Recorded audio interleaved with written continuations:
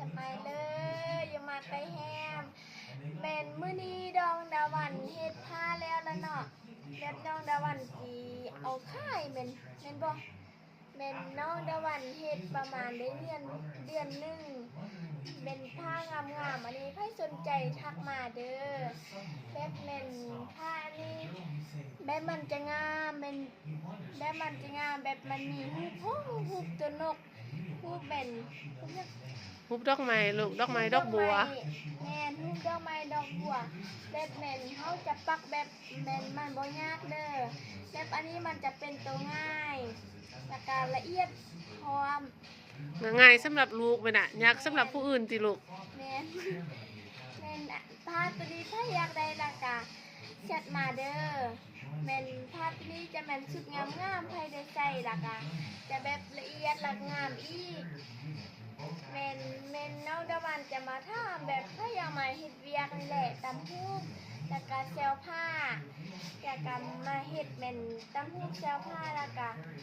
แบบได้เงินเดือนพิเศษอีกแล้วแม่นเงินเซลผ้านี่ก็ได้อีกแบบแม่นได้โชคแม่นจะเป็นคนดีแม่นได้โชคส่งให้เฮียนอีก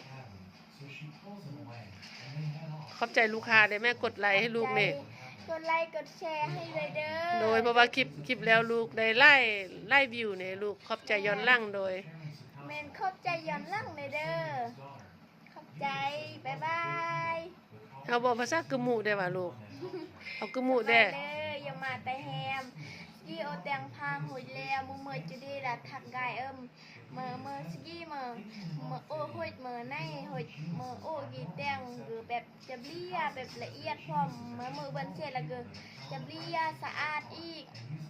ก็เมื่อแบบก็จะเมื่อตัวเต้ากับตัวนกกับดอกไม้ลูกอันนี้มันมักน้ำเตาลูกว่ามันตัวเตา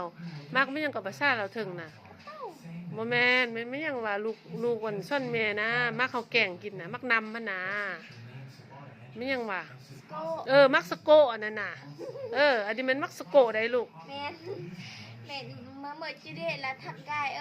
แล้วก็พันเยี่ยมเมื่อคลิปกันได้ทีเมื่อยอมาแต่แฮมกดนั่นกับพันเยี่ยมบ๊ายบาย